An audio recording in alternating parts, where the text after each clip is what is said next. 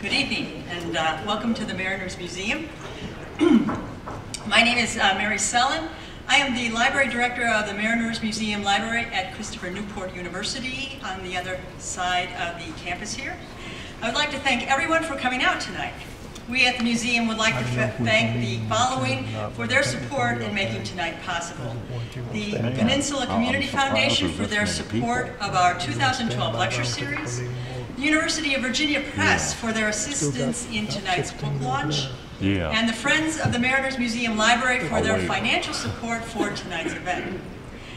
Tonight's book talk on mapping Virginia from the age of exploration to the Civil War is the culmination of over 3 decades of map collecting efforts by Bill Wooldridge. Thank heaven for collectors. Their behavior gives us these wonderful collections and expands our knowledge in very eclectic ways. Early reviews of Mapping Virginia have called the book unique and revelatory and an invaluable cartographic and historical resource. University of Virginia Press has done an incredible job on producing this lavish, oversized volume with nearly 400 illustrations, half in color. The collaboration on this book involved museum library staff, museum photography, the University of Virginia, and of course, Bill.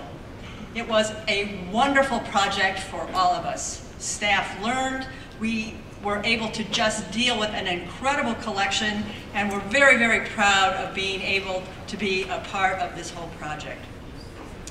If you are interested in seeing the actual maps, the Mariners Library across the way has a small exhibit of them in the library, and the hours are from noon to 5, and we are open Thursday nights. So if you want to see some of the actual maps, you can go over to the library and see them.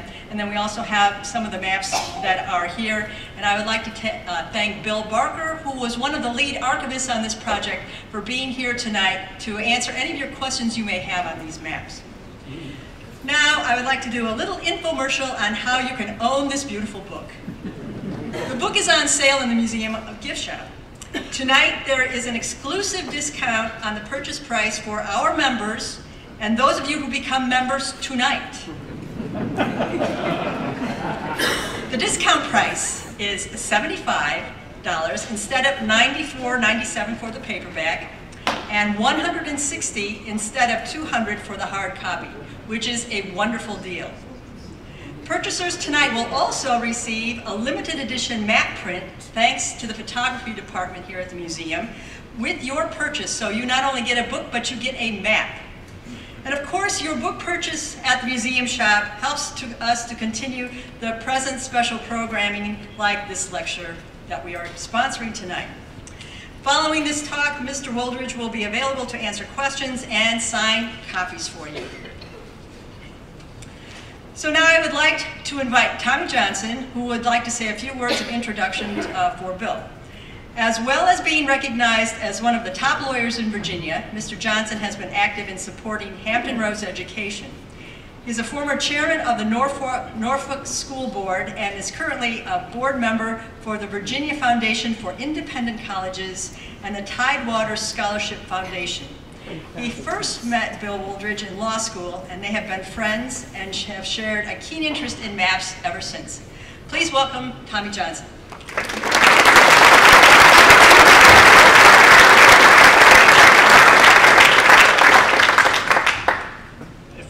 I thought this was going to be a small group. If I'd known how many people were going to be here, I might have gotten nervous before. It's my pleasure to be here this evening. I've known Bill since I was in law school, and one of my most vivid memories is Bill in the stacks of the Virginia Law Library that were dedicated to the law review, debating the privatization of the U.S. Postal Service.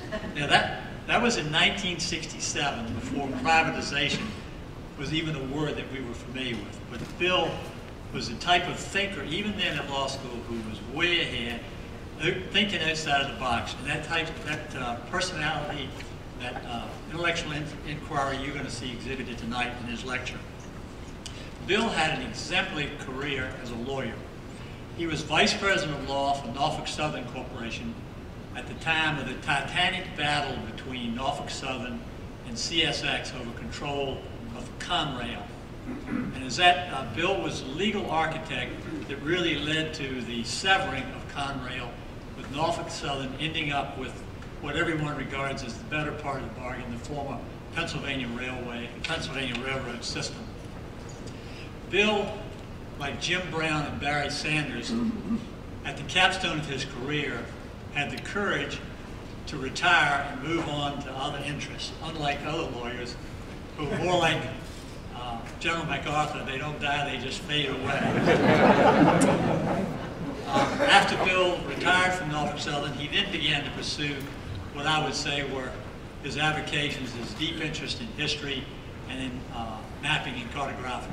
And you'll see the evidences of that tonight. Significantly for tonight, the members of the Virginia Cartographical Society are deeply grateful to Bill for redeeming the inchoate idea they had when they acquired Bill's collection. Intuitively, the Virginia Cartographical Society sensed the historical significance of Bill's collection, but Bill has given that instinct eloquent substance. Unlike you, I've had a chance to look at a proof of the work, and Bill has taken what could have been a dry subject and has imbued it with a sense of history, a sense of art, and most importantly, the context out of which Virginia emerged over a 200-year period beginning in the late 1500s. And Bill brings that to life for you, introduces you to the discoverers of Virginia, the early map makers of Amsterdam and London, and makes that come alive in a way that you'll see is truly gifted. And Bill, we're indebted to you for bringing this sort of inchoate idea to fruition. It's a real pleasure that I introduce my old, dear, and most knowledgeable friend, Bill Wooldridge.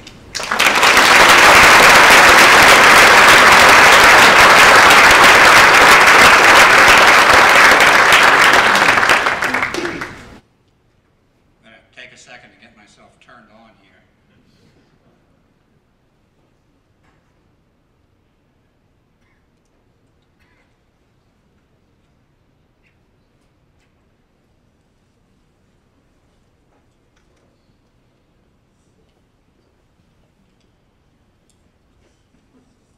Okay, I think I might. And thank you very much, Tommy, for the generous introduction. There's an element, maybe a large element of, shall we say, urban legend there, but I like the legend, so I'm not going to say any more about it. We're just going to move right along. And I thank all of you for being here tonight. Now, some of you have come a long way. The Virginia map book we're unveiling tonight has a lot of people's fingerprints on it, and I'll mention some of the same ones that Mary Sellon did, not by name because that really would take a while, but just by group anyway. First, the Virginia Cartographical Society, that Tommy is representing here tonight, got the project off the ground. The Mariners Museum, including its former president, who was planning to be here tonight. I haven't seen him. I don't know if he's here or not.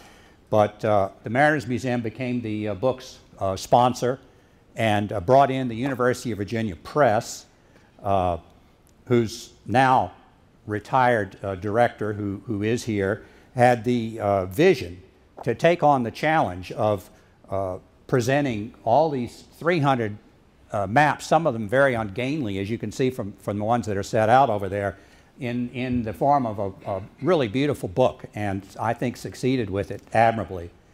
And to the Mariners Museum librarians and archivists and photo lab people, we are indebted for the images, some of which you'll see on the screen tonight. And at UVA Press, the editor and designer made the book itself a work of art. I have liked books and collected books for a long time, and this is really high up on the list in terms of the quality of the production. The publicists here at the Mariners Museum and at the University of Virginia Press made sure that you knew about the event tonight and that others know about the book. Farther in the background is a whole cordial mafia of collectors and dealers and curators, beginning with the curator at Colonial Williamsburg and continuing through those at the Library of Virginia, the Library of Congress. They have educated me about maps over the past 40 years, and they will find sprinklings of their wisdom throughout the book.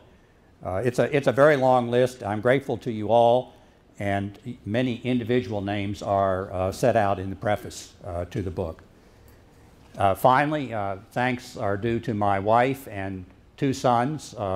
My wife and my son from Florida are here. My son from New York, his flight was canceled because of weather up there, and he couldn't make it. But they have been very tolerant over all these 30 or 40 years of what I regarded as an innocent hobby, and they saw more as a personality disorder.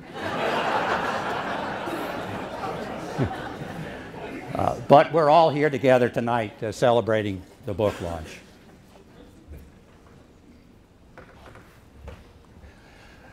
So, what is a Virginia map? What does it take to qualify? Rather than starting with a preconception of what Virginia is geographically, my first test of a Virginia map was the use of the name Virginia on the map. The problem with that approach is that Virginia keeps moving. And trying to find Virginia is like trying to find the Child's detective story in Geography Gameville in Carmen, San Diego. She keeps moving all over the place. And you can learn a lot of history and a lot of geography from trying to track down either Carmen, San Diego or Virginia. So with apologies to Carmen, San Diego, tonight's talk, the theme of tonight's talk is where in the world was Virginia? And here's where we start. This is the very first printed map to include the name Virginia, 20 years before Jamestown. It's the work of an English clergyman, Richard Hakluyt, who was indignant that the English seemed to be forfeiting, to be conceding the New World to the Spanish by default. His map emphasizes that the Spanish are in the southern areas, in Florida and Central America, and that earlier English voyages give the English a right to settle in the areas north of Florida.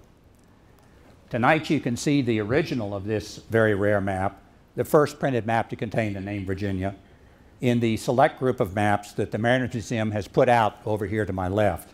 So it's the smallest map in the group. Now we're going to zoom in. Oops. We're going to zoom in on the North America portion of this. And perhaps at least those of you in the front rows can see Virginia 1584. It's right there. And this gets us into the first idea of what Virginia meant to people at this time.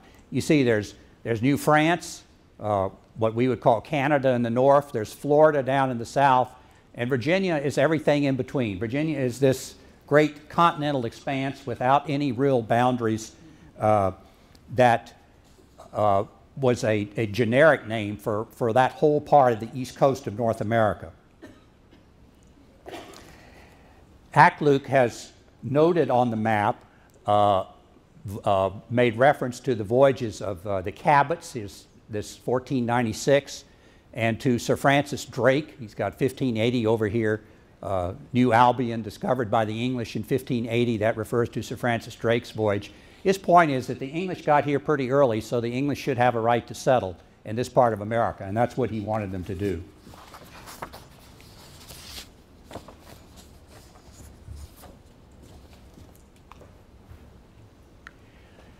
This is a stylized map. You could call it a pictorial map showing the arrival of Sir Walter Raleigh's colonists on the Outer Banks of North Carolina. You have to think of this map rotated 90 degrees to the left. The Outer Banks should be running north and south. But this, one of the reasons I use this is that it gives you a real picture of why these map makers in the early days so often put west at the top. If you're coming across the Atlantic Ocean toward the New World, this is the perspective in which you see it. It's a gorgeous little map. I keep pushing the wrong. Details like the fish weir here. Those are grapevines up there. Virginia was a potential source of good wine starting in the 16th century.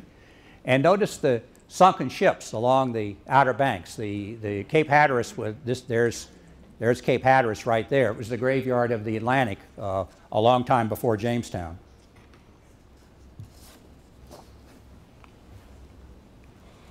This is the title page of the book in which that map appeared.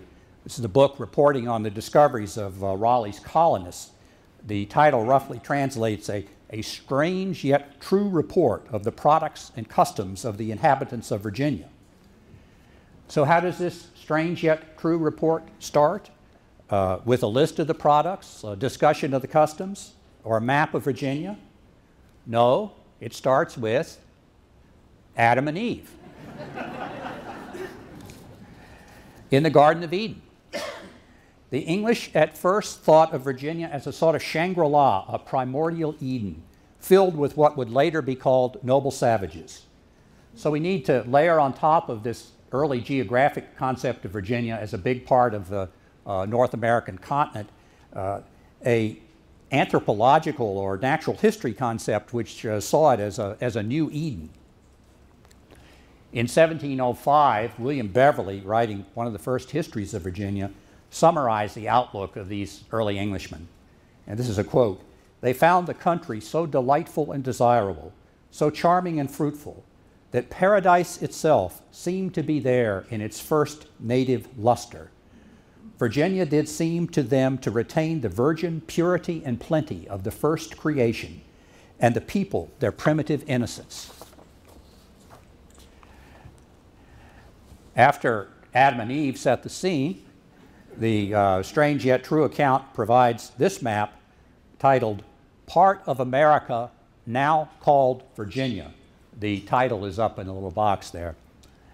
So if it's now called Virginia, what was it called before? The story goes that the first explorers asked the Indians what the name of the land was.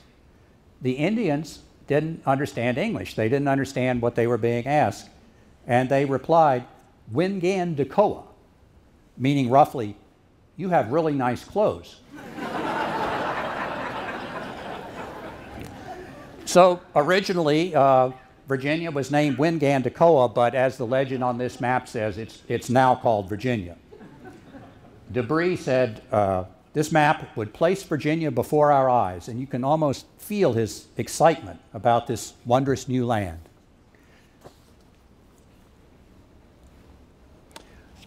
Again, if you rotate the map 90 degrees, I'm not going to rotate every single west-oriented map I put up tonight, but just get into the habit of doing it mentally. If you rotate it 90 degrees, it's not a bad map of the Outer Banks. You can see Cape Hatteras, you can see Albemarle Sound. There's even a reference at the top to Chesapeake Bay, a little primitive, but it's there. It's in fact the most accurate map of any part of America made in the 1500s. Notice that there aren't any borders on this map, or any of these early maps I'm going to show you. We are used to thinking of a place as something which is defined by its borders, by a perimeter, by boundaries. But in the 16th century, people thought of Virginia as we might think of Siberia or Patagonia. It was just a distant, exotic region with no particular borders. One of the wonderful things about these maps is they let us make statements like that. You can say how people were thinking because they drew us pictures. And they have left in the maps pictures of their mindset. William Beverley continued his description of the native Virginians as living in Eden. "They seemed not corrupted by those pomps and vanities which had depraved and enslaved the rest of mankind. Neither were their hands hardened by labor, nor their minds corrupted by the desire of hoarding up treasure. They were without boundaries to their lands."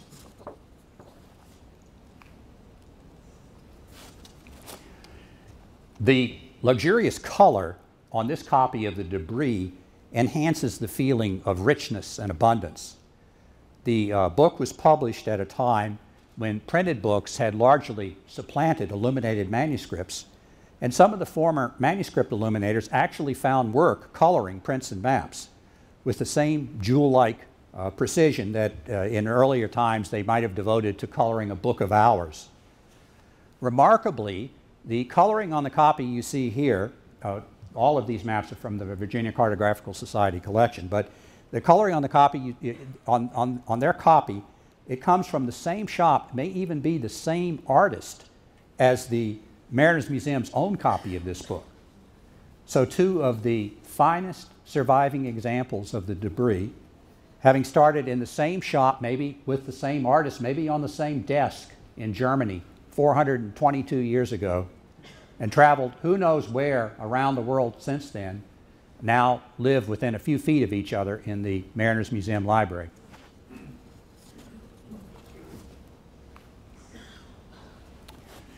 Here from a Bible is a map of the world, and it's here because it shows the Garden of Eden with distinctly Virginia characteristics. I like to think of that as Natural Bridge, although Natural Bridge had not yet been discovered. But what really tells you that this is a map of the New World is the turkey, which, of course, was indigenous to the New World, did not exist in Europe until the discovery of the New World.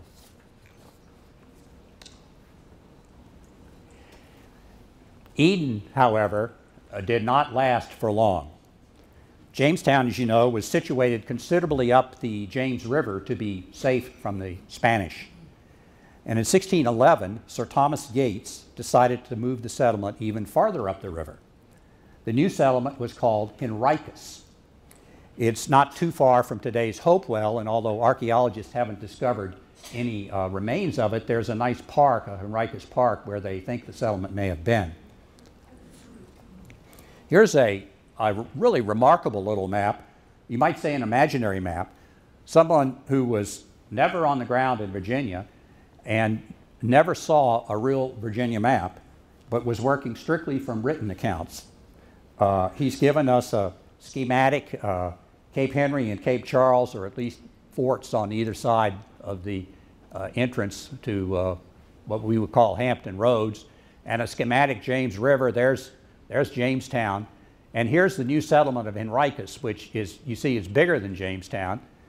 They thought that they were going to move Jamestown to Henricus.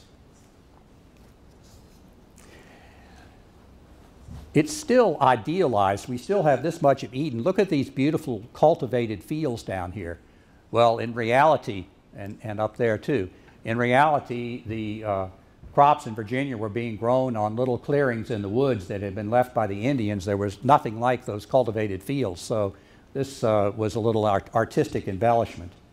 Now we're going to zoom in on this actual Henricus part of the map down here.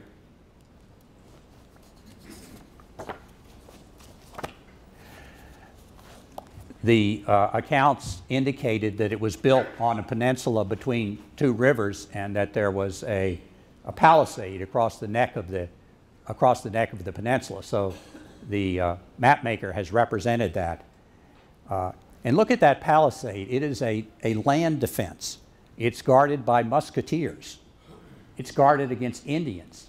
Spanish weren't going to be coming that way. If the Spanish came, they'd be coming from the Caribbean up the river. So the Indians are now the mortal enemy and not the carefree inhabitants of a new Eden. So you can see even in this little fantasy map a change in the mental posture, a change in the mindset of the English. One of the great pleasures of working with the high-resolution images that Jason Copes and the people in the photography department here at the Mariners generated was that as I looked at them, I could see details on these maps that I had never actually seen from looking at the maps themselves, like these little musketeers, which can easily get lost.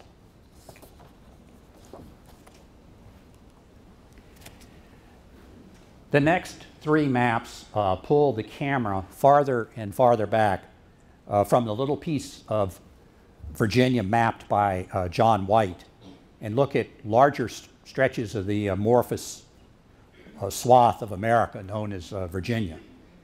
Here you can see the Outer Banks and Chesapeake Bay, but also Greater Virginia extending all the way down to Florida. Virginia continues to be an idyllic place on these pre-Jamestown maps. This one shows gold and silver mines in the Appalachians, peaceful natives, and a delicious-looking turkey. This handsome map is the one that hung over, over our mantelpiece for many years. It's on the cover of the book now.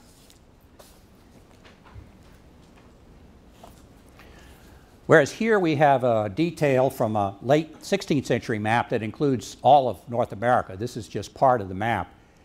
The engraver has made copies of John White's Indian images, and would show, according to the inscription on the map, the garb of the inhabitants of Virginia. You can see Canada north of the St. Lawrence, and Florida squeezed way down here in the bottom of the peninsula, and Virginia is pretty much everything in between. And while you probably can't see it from your seats, this map does identify Chesapeake Bay. It's Chesapeake right there. Taking his geography from maps like this, a Spanish priest wrote to the Pope in 1625, "Most Holy Father, the land of Virginia is situated between New France in the north and Florida on the south. On the west, extending northward, is a great range of stupendous mountains, which are impenetrable, rugged, and perpetually covered with snow." We here in Tidewater are not used to hills, much less mountains, and so we extend a special welcome to the group who's come down here from Charlottesville tonight and live all the time in or in the shadow of those stupendous snow-covered mountains.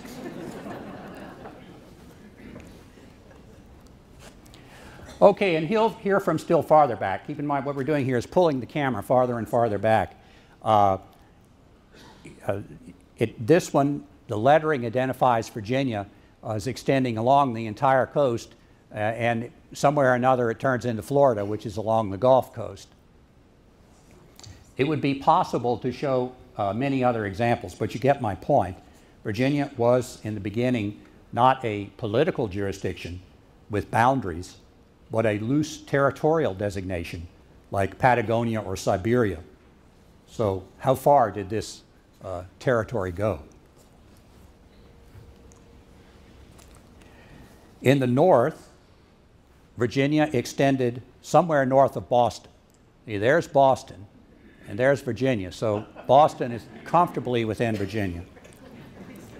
This little map relates to the 1602 voyage of Bartholomew Gosnold to Cape Cod. You recognize Cape Cod pretty easily. Gosnold was the one who gave the name Cape Cod to Cape Cod. And this general area was then called the northern parts of Virginia. That's the title of the map, the northern parts of Virginia. Gosnold later was a leader in the Jamestown colony, and if you followed the Jamestown excavations over the past few years, you'll remember the excitement surrounding the discovery of his apparent grave at Jamestown, complete with ceremonial staff indicating his elevated rank. I think that's Bill Kelso in the background there, the person who's been in charge of the excavations.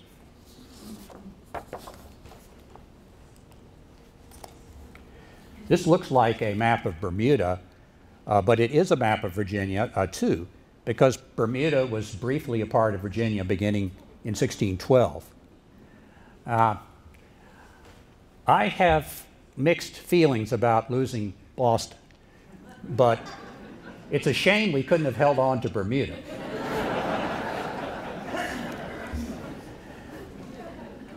The mapmaker here has gone to some trouble to emphasize Bermuda's Virginia affiliation. He refers to the land holdings of the Virginians in the inscription at the bottom. And we're going to look at two details on this map, the seal here and the coastline up there.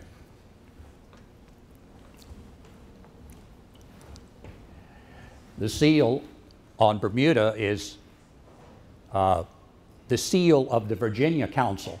Have I lost one of my mics, or can you all hear me? Okay. The seal of the Virginia Council. And the coastline from the map shows Virginia extending all the way down to Florida, which was the southern limit of Virginia. So this is really a map of Virginia as a part of, I mean, a map of Bermuda as a part of Virginia.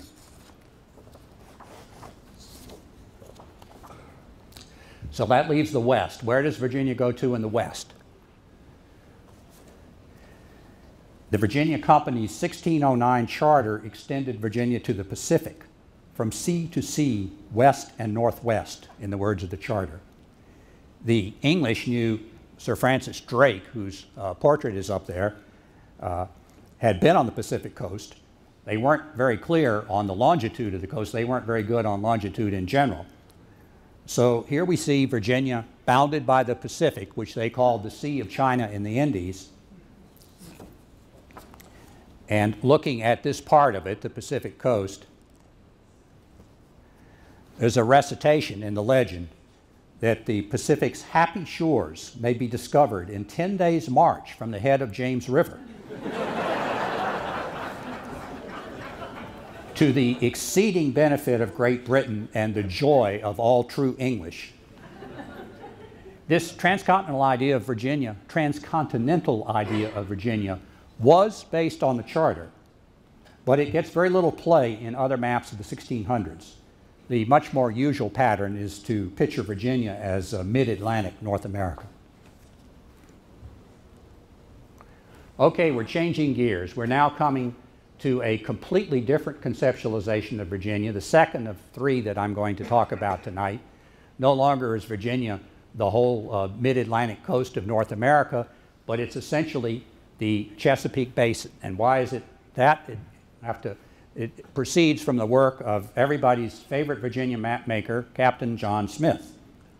I mean, he understood that and accepted that the idea was the idea that Virginia comprised a big chunk of North America, but he said he didn't choose to deal with it. And he drew a map that was so good and so popular that it mooted the idea and permanently redefined what Virginia meant in the consciousness of the English. As you can see, west is again at the top, so think of the map as turned 90 degrees, and you recognize Chesapeake Bay, the Potomac, Rappahannock, York, and James. It's actually a fairly good map.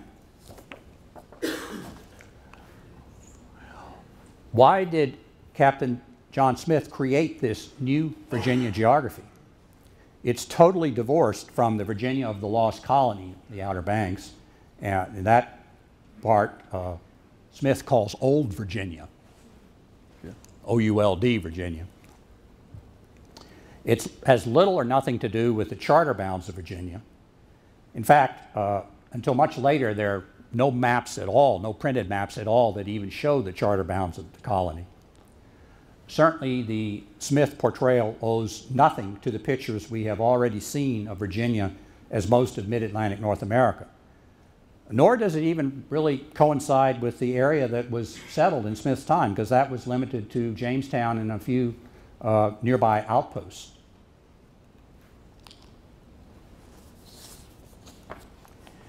The Smith map does bear some relationship to the area that Smith had personally explored, but there's a more precise explanation for its coverage.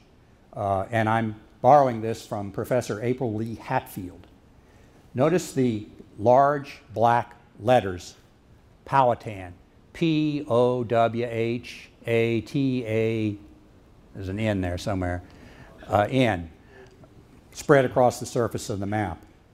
And the vignette at the top left of King Powhatan sitting in state. This is a map of Powhatan's kingdom. And Professor Hatfield argues that the English were thinking in terms of supplanting a native ruler, as the Spanish had done in Mexico and Peru. So the area of their immediate interest was the kingdom of that ruler, Powhatan's kingdom. So you can see this imperious, almost Roman-looking banner on the top, superimposing Virginia, the English name, on the Indian territory. What we think of as Virginia today, the land extending from the Chesapeake, extending westward towards the mountains, has its distant origins in the territories inherited or conquered by King Powhatan.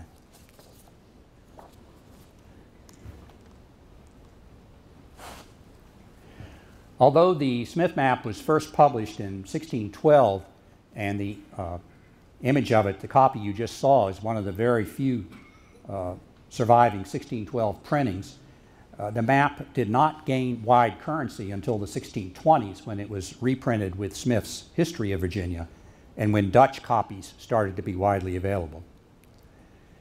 Thanks to printed maps, we can put our finger very nearly on the exact period when the English adopted Smith's idea of Virginia in preference to the earlier idea of Virginia as most of eastern North America.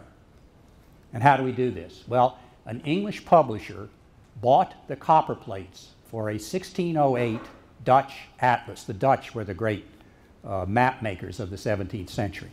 So the publisher bought the copper plates, he translated the text into English, and just used the copper plates as they stood, except he didn't like this. He thought this was insufficient or inadequate for its purposes, so because this represented Virginia in the old style of a place that extended all the way down to Florida.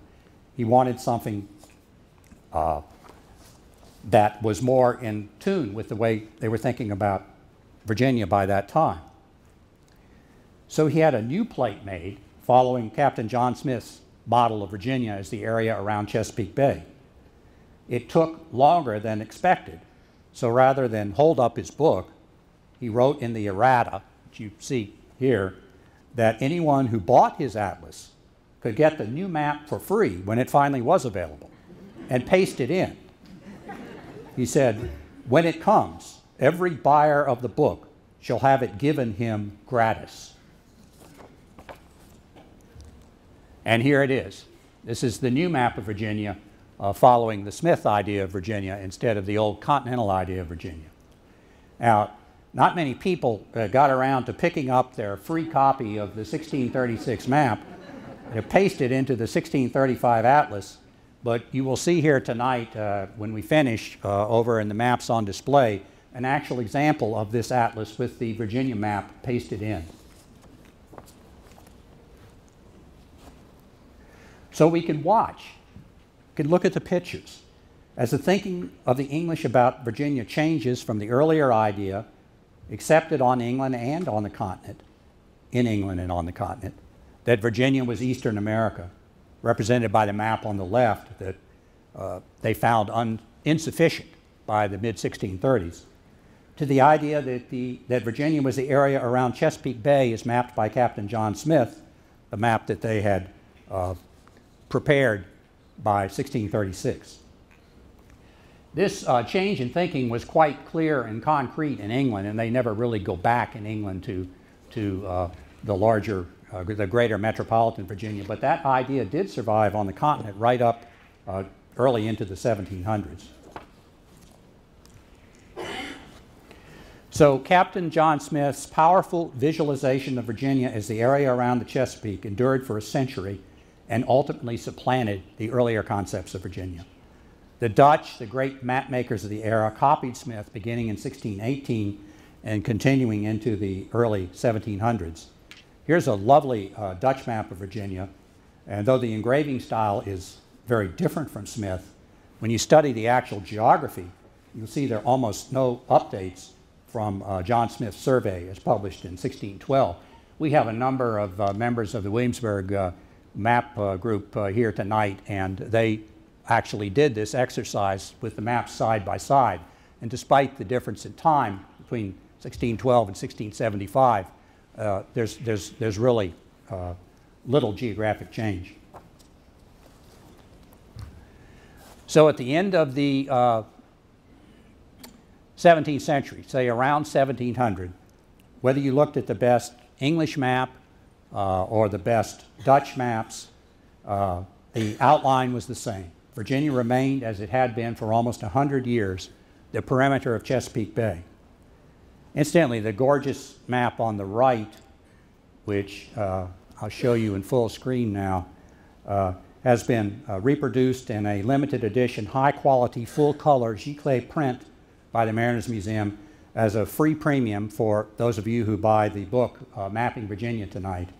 And I will add to the commercial that Mary kindly offered that tonight, at least, at no extra charge, all the copies will be hardback, no paperback copies. So you can buy the least expensive one and it will be hardback. In terms of official boundaries, by 1670, the creation of Maryland on the north, and those are the coat of arms of Lord Baltimore, and Carolina on the south, had reduced the north-south extent of the legal borders of Virginia. And beginning in London in the 1670s, maps appeared which did improve on John Smith's geography. But these developments did not change the Smith conception of what piece of the Earth's surface comprised Virginia. For generations, Virginia remained in the minds of its map makers the area around Chesapeake Bay. Here's one of the later versions, probably from about 1700 or a little after 1700. And I have it here because we've been talking about an unbounded place for 20 minutes. Now, all of a sudden, we have boundaries, like there.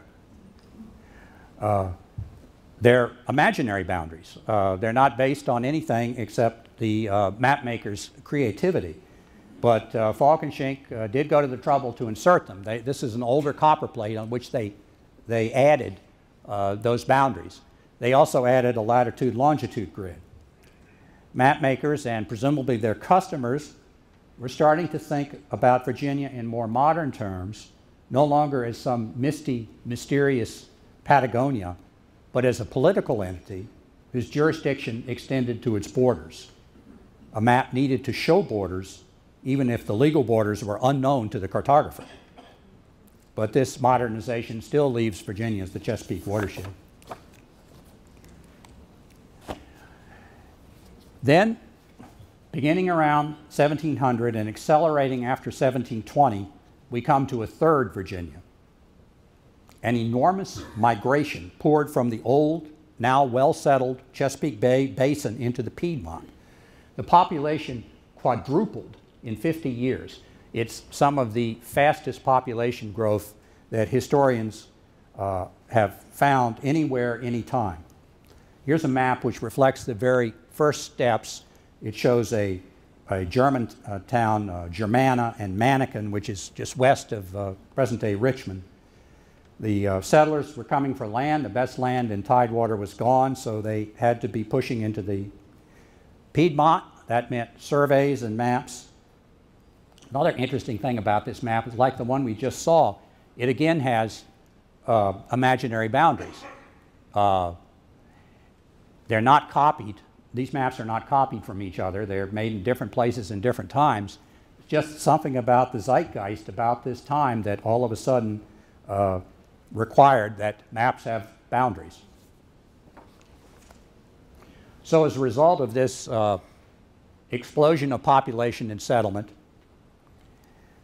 the immigration, continuing immigration to Virginia, the surveying that was going on, the land grants that people were getting, in a short period of only about 20 years. Now, compare that, we've talked up to now, starting in 1587, and we're down to a little past 1700 with not much change in the geography. And now all of a sudden, 20 years from 1728 to 1748, large parts of the interior of Virginia were surveyed and mapped. As a result, for the first time, we began to see local maps as opposed to maps of the entity called Virginia. This one is not of the interior, but of the area right around here, and I think it probably can claim to be the first local map of any part of Virginia, printed map. It includes Norfolk and Williamsburg and Newport's News. Not Newport News, but Newport's News. You've probably heard of William Byrd's involvement in surveying the boundary line between Virginia and Carolina. It's also in this period.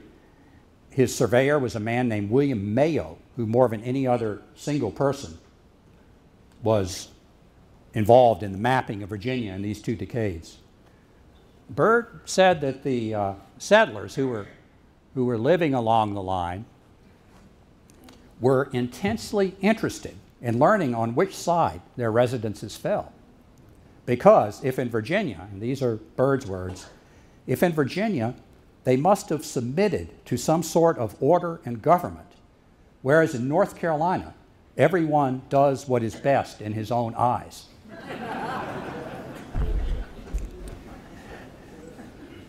The bottom part of this map, it's a little confusing, focusing on the Dismal Swamp, is this part is an enlargement of the top register. There's the Dismal Swamp on the top, and here's the Dismal Swamp on the bottom. This is just an enlargement of the area of greatest interest. All this surveying and movement into the Piedmont and interest in lands still farther west gave rise to a new visualization of Virginia, the third we've looked at tonight, Virginia as a great English province extending to the Great Lakes and Mississippi. In a relatively short period, vast swaths of the interior were surveyed and settled. It was time for a new map of Virginia, assembled from these local surveys and maps, supplemented with whatever original work was needed to fill in the remaining gaps.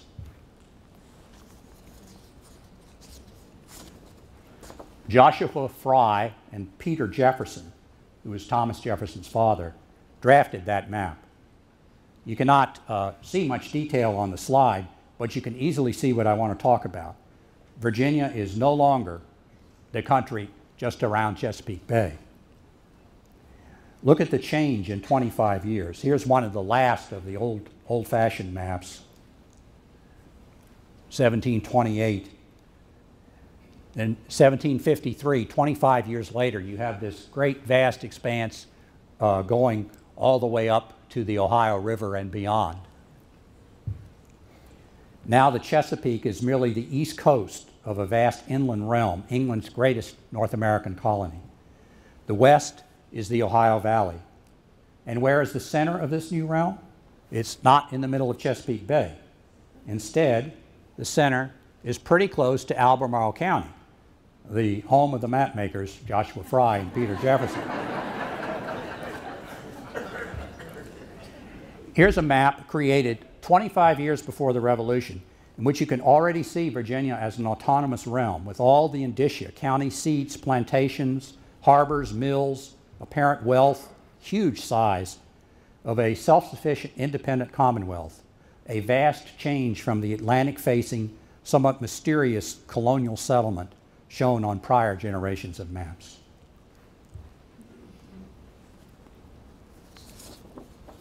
This new visualization of Virginia was not a product of changes in its legal boundaries. It was a product of the settlement of the Piedmont, of growing population, growing wealth, all of which went along with an independent outlook. And something else that is happening at this time is an intense interest in boundaries. The earlier maps had no boundaries at all. These maps are organized around boundaries. Here we have this detail of the Fry-Jefferson map showing the boundary with Pennsylvania, the boundary with Maryland, and even the boundary of Lord Fairfax.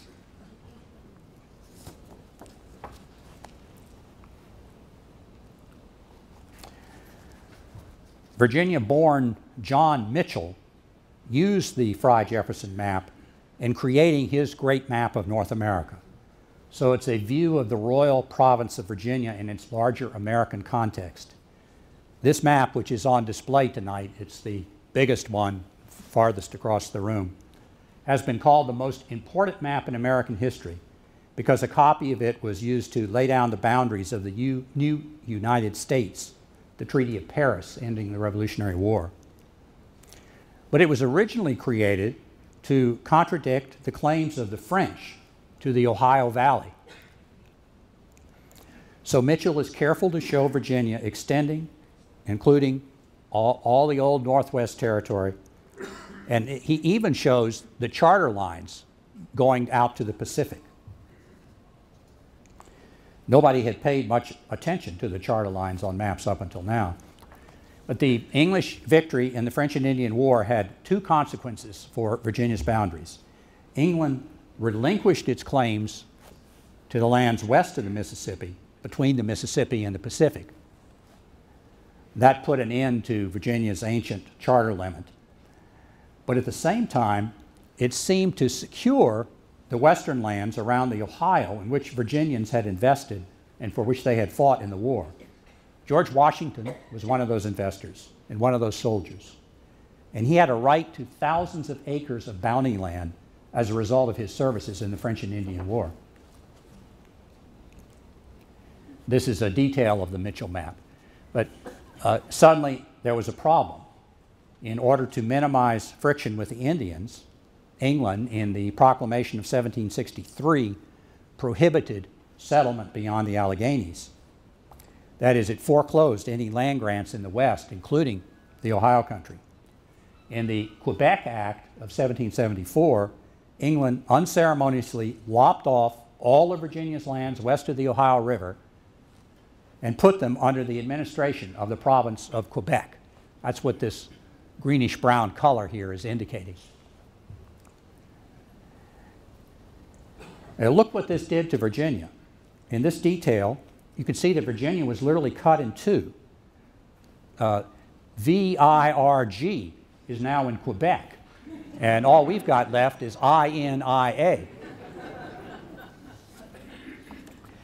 In forcefully conveying the truncation of Virginia, the map highlights one of the grievances that actually led to the Revolution. The Declaration of Independence recites that one of the sins of George III was enlarging the boundaries of a neighboring province. Well, they're talking about Quebec. You read it, and it seems pretty abstract and insignificant. But when you see it on the map, you understand the indignation of the Virginians. A picture's worth 1,000 words, and each of these maps is a picture of our history.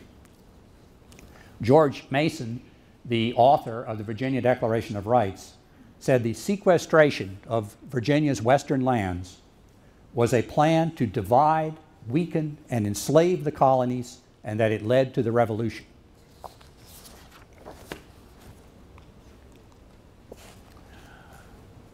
Ultimately, after winning the Revolutionary War, and so ending the English restrictions on western land grants, George Washington was finally able to get a grant for the acreage that he had become entitled to in the French and Indian War. And this is a survey that's actually attached to the grant to Washington in 1784.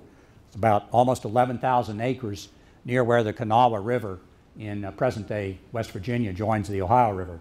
He was very big on bottomland. The reason this is all stretched out along the river is that he liked the rich, fertile bottomland.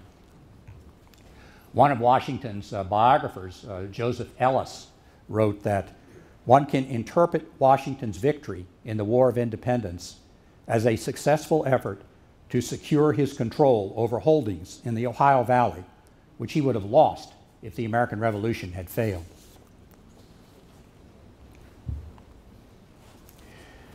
The Revolution generated some fascinating maps, and the mapping in the Yorktown campaign was extraordinary.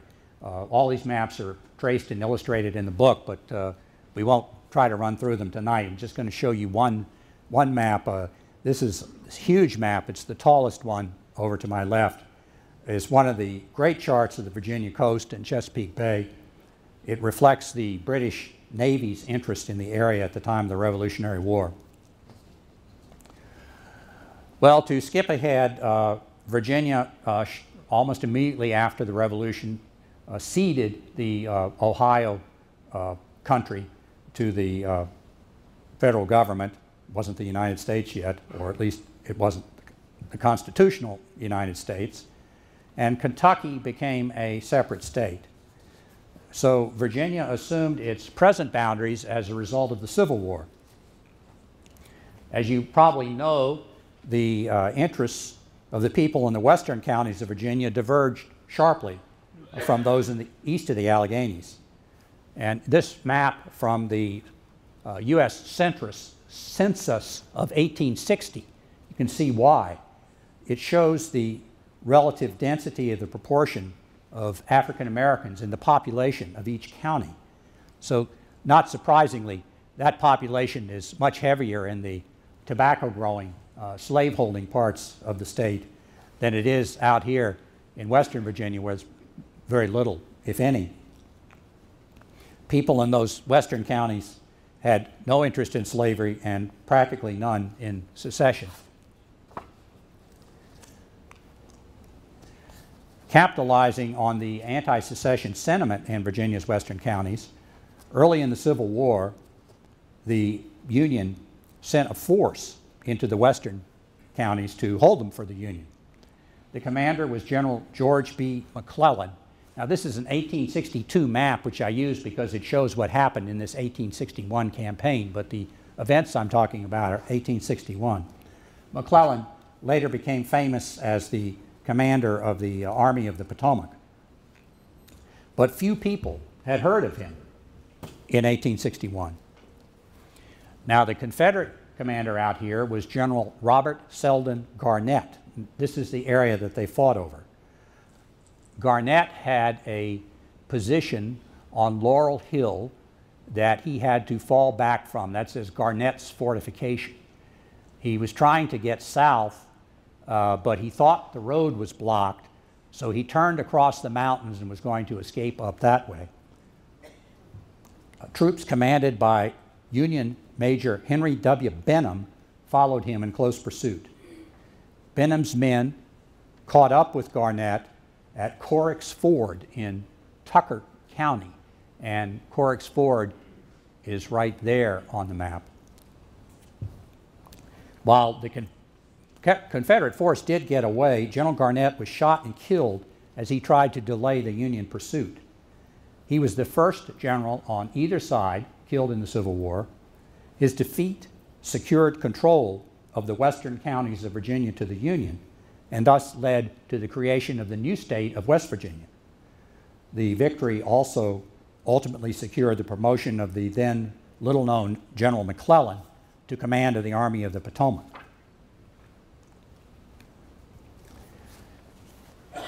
Major Benham, who had been a friend of Garnett's from the Mexican War days, returned General Garnett's personal effects to his family, except for one item, which he called a fine map of Virginia that the Union forces, he said, much needed, because really the maps of Virginia available on either side at the beginning of the Civil War were pretty inadequate.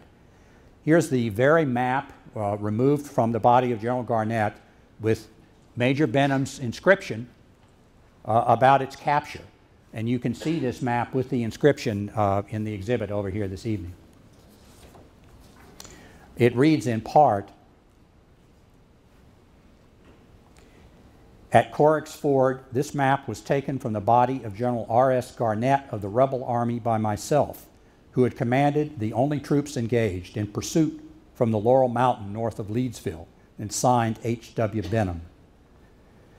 Because the Union now controlled the western counties, convention was able to assemble in Wheeling, now West Virginia, and it ingeniously consented on behalf of Virginia to the creation of a new state of West Virginia from Virginia's western counties. The final dividing line was not settled until a Supreme Court case after the Civil War. A New York newspaper published this woodcut, perhaps the first map of West Virginia by name. The paper observed that the state's boundary was, quote, "a miracle of crookedness." Because this December 13th, 1862 map is one of the earliest representations of West Virginia, it's also one of the first representations of Virginia within something like its present bounds. We don't have the time to work through the dozens of fascinating Civil War maps you'll find in the book, including a number of rarely seen Confederate imprints. But here's a wonderful manuscript map by an artist on General McClellan's staff. General McClellan was retreating from a position much closer to Richmond to the safety of his gunboats on the James River at Harrison's Landing, right there. This was in the wake of Robert E. Lee's assaults on the Union Army in the 7 Days battles in the spring of 1862. The reason Harrison's Landing was safe was because the Union Navy, which included the ironclad Monitor, could protect the position. So enlarging this area down here, you can actually see a little image of the Monitor there. And if there's even one person in here who doesn't know about the fabulous USS Monitor exhibit in the Mariners Museum, you go into it right over there, and it's something that you shouldn't miss. Not tonight. So a staff cartographer, Charles Warrett, who was an immigrant from Germany, he must have been an artist, but he'd been an actor in New York. Doesn't seem like the obvious way to prepare for a career as a military cartographer. He made this fine map of the retreat with the details that we pointed out. You can see the line of march there, marked by the flags and Harrison's Landing. There's another gunboat, the Galena. Except it was not, in General McClellan's view, a retreat. He was changing his base of operations, not retreating. And Charles Warrett was not dumb. So what did he call his map? He called it a new field of operations, line of march to the James River. Now there's a Confederate map of exactly, Confederate imprint map of exactly these same events, and there's a detail of it. So here's the title of the Warrett map, New Field of Operations, Line of March to the James River. The Confederate map is a map of the retreat of the Federal Army toward the James River. So the contrast is just one of many examples of how maps provide first-hand evidence of how people understand events or even consciously filter and color the events they represent in order to shape other people's understanding of those events. And I've tried to point out in the book a number of situations where that happens.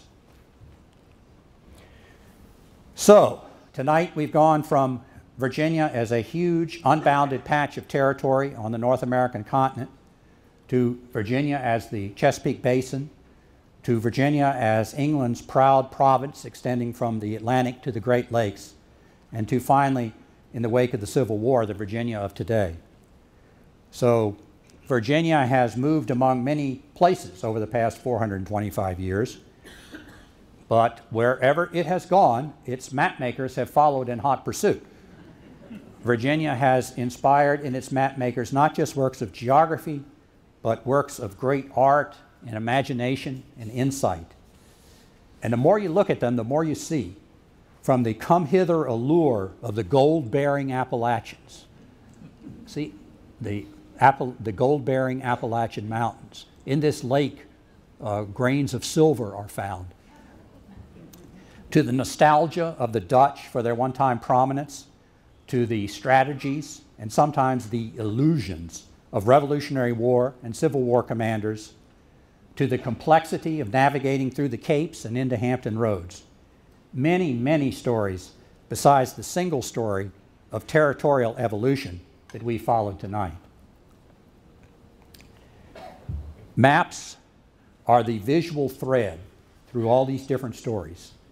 Every map, all 300 of them, are handsomely illustrated in the book, and you can hardly look at these first-hand pictures of 400-year-plus experience of Virginia without discovering your own new insights into Virginia's past. So thank you very much, and happy hunting.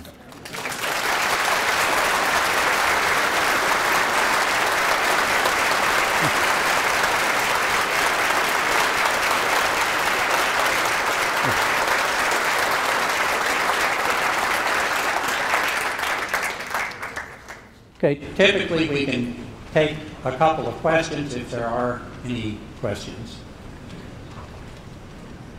If I'm not seeing you wave there. Yes? When, where, and by what process were the first Virginia map produced? Okay, the question was when, where, and by what process were the first Virginia maps produced in North America? The first map of Virginia as such printed in North America, and the as such means that there were maps of the continent as a whole, but the first map of Virginia as Virginia printed in North America was a result of the early activities actually right around here in the Revolutionary War. A Philadelphia publisher, Robert Aiken, who also published the journals of the Continental Congress and published a Bible. If you have an Aiken Bible in your bottom drawer, you're sitting on a lot of money. But he published in a magazine a map called Lord Dunmore's Depredations in Virginia. And it was a little map of Chesapeake Bay, which was in fact the scene of Lord Dunmore's depredations. As you all know, he burned Norfolk, or at least he got the fire started. The Patriots finished the job. But there's no information on the map about these movements and military activities. It's just the caption. But the caption tells you all you need to know about his approach to the affair, Lord Dunmore's depredations. Yes? Yes, I was struck by your description of Benham's acquisition of Garnett's map. Was curious about your own acquisitions, and did you have any moment that was as rewarding as you procured your collection, which is remarkable? Was there any one acquisition that you remember fondly, and could you tell a little bit about the process of coming up with all of these? Yes, and I'm glad you asked because I wouldn't voluntarily inflict it on you, but I love to talk about it. Now, I'll tell you about two, starting with Garnett's map, which is one of the great treasures of the collection. The gentleman who brought that to me is in fact here tonight.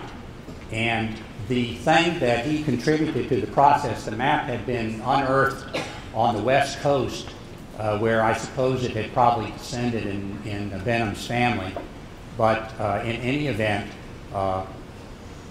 don't mind if I use your name?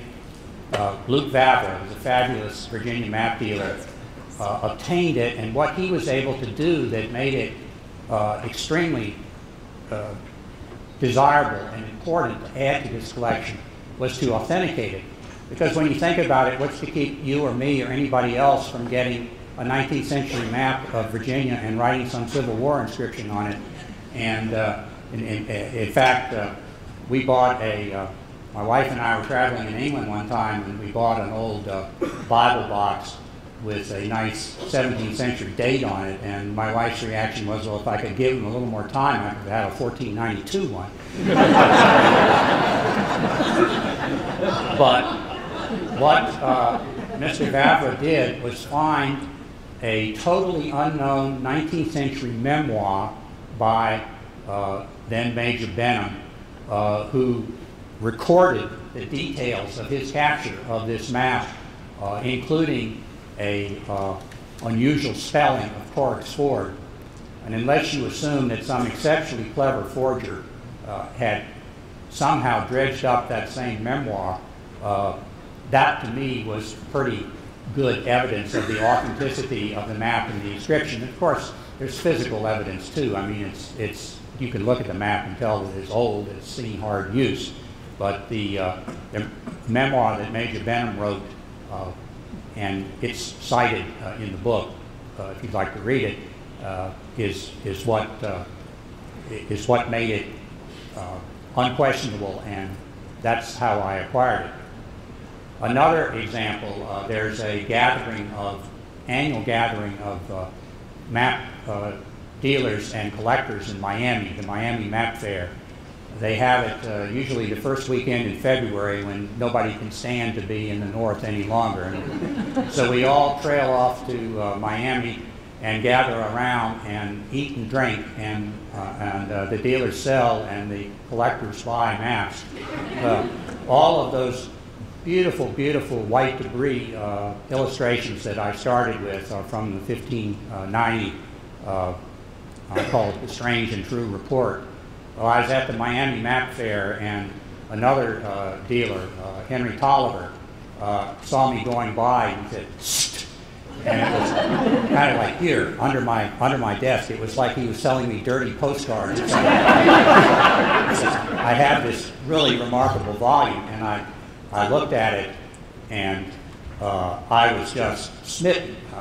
And Henry's pretty smart. He could tell. He said, "Hey, the price is going up." But nevertheless, we were able to agree on a price, and we went over to East Beach that night. And I'm happy to say that I had two friends there with me at East Beach, eating and drinking and making merry and celebrating this acquisition, and they are here tonight too from Philadelphia. So that's another one of my happy hunting stories. Well, first of all, a great book, and I particularly enjoyed the discussion of the boundary between Virginia and North Carolina. I wonder if you could say a word about the other boundary, the boundary of the Potomac, and some of the controversy between Maryland and Virginia and how that was eventually settled. Well, I have the feeling that there are people here who could say a lot more about it than I can, but for reasons that are known but not to me, the boundary between Virginia and Maryland is the south bank of the Potomac. It's not the middle of the river, it's the south bank of the river. And Virginia and Maryland have argued about this on and off over the years, most recently late in the 19th century, when there was a tremendous discussion.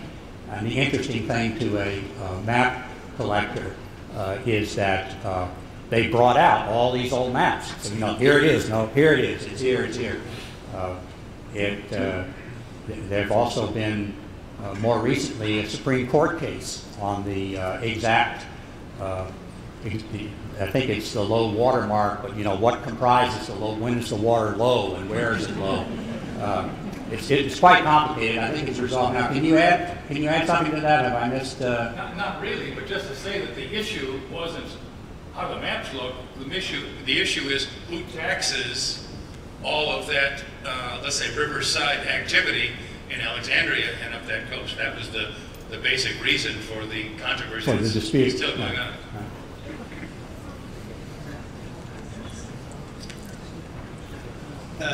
Bill, the earliest maps of Virginia have a lot of identification of native villages, Indians, locations there.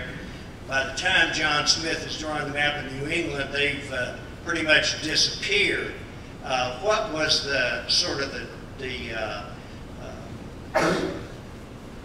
trail for the identification of Indian villages, and why did they end up disappearing off maps in later years, even during the 17th century? That's a good question, and I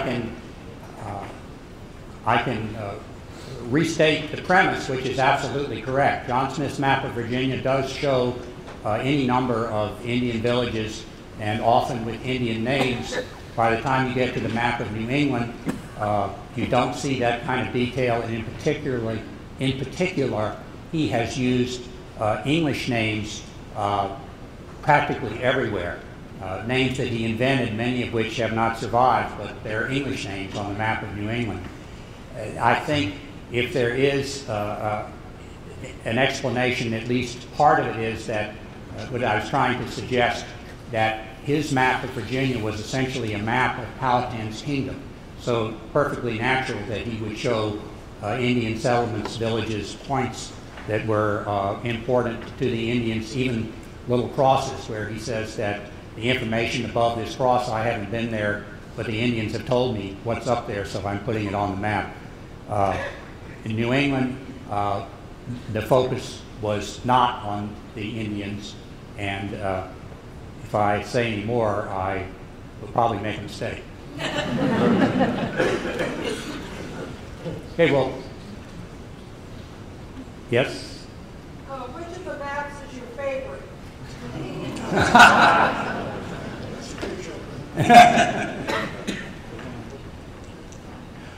I love this map.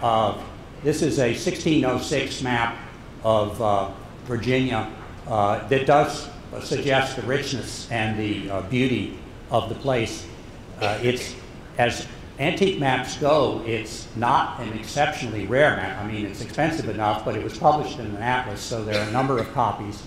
But to me, it captures a lot of why we all love the place where we live. It's the beauty of the mountains, the beauty of the waters, the romance of the history. So that's the one that has the greatest appeal to me. Thank you very much.